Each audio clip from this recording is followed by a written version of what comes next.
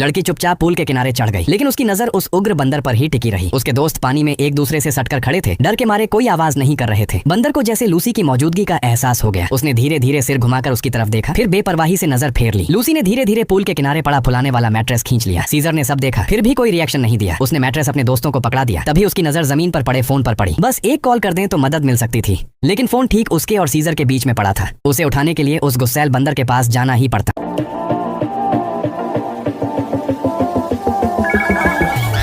लिसा पानी से बाहर निकली और जानबूझकर अजीब अजीब हरकतें करने लगी ताकि बंदर का ध्यान उसकी तरफ चला जाए। फिर वो तुरंत वापस पूल में कूद गई। फोन लूसी के दो दूसरे लड़के क्लासमेट्स का था। वो भी हवाई पहुंच चुके थे और रास्ते में थे। लिसा ने फोन उठा लिया और उन्हें चुप रहने का इशारा किया। तभी ऊपर से अचानक एक हाथ नीचे आया। गोरिल्ला बिजली के तारों पर चढ़ गया था और उल्टा लटकते हुए उसने लिसा के बाल पकड़कर जोर से खींच लिया। लिसा का सिर चोटिल हो गया और वो कंट्रोल खोकर पानी में गिर गई। सबने देखा कि फोन पूल के तल में डूब गया है। जब तक उसे निकाला गया, पानी अंदर जा चुका था। काफी देर बाद सीजर वहां से चला गया। चारों तरफ थोड़ी शांति देखकर लूसी और केटी हिम्मत करके पानी से बाहर निकली और धीरे धीरे मेंशन की तरफ बढ़ने लगी। घर के अंदर अंधेरा और डरावनी खामोशी थी। लिविंग रूम में केटी को अचानक एक फोन मिला। लूसी उसे उठाने ही वाली थी कि उसका पैर टीवी के रिमोट पर पड़ गया। टीवी तुरंत ऑन हो गया। अगले ही सेकंड ऊपर से सीजर की गुस्से भरी दहाड़ गूंज उठी। दोनों भागकर पास की अलमारी में छिप गईं। भारी कदमों की आवाज सीढ़ियों से नीचे आई। सीजर लिविंग रूम में आया और जली हुई टीवी देखकर घबरा गया। वो पागलों की तरह कमरे में ढूंढने लगा। अलमारी के अंदर दोनों एक दूसरे से चिपक कर खड़ी थी। सांस लेने की भी हिम्मत नहीं हो रही थी। सीजर अलमारी के दरवाजे के सामने आकर रुक गया। उसने हैंडल घुमाकर खोलने की कोशिश की, लेकिन केटी ने अंदर से लॉक कर दिया था। गुस्से में उसने टीवी तोड़ दिया।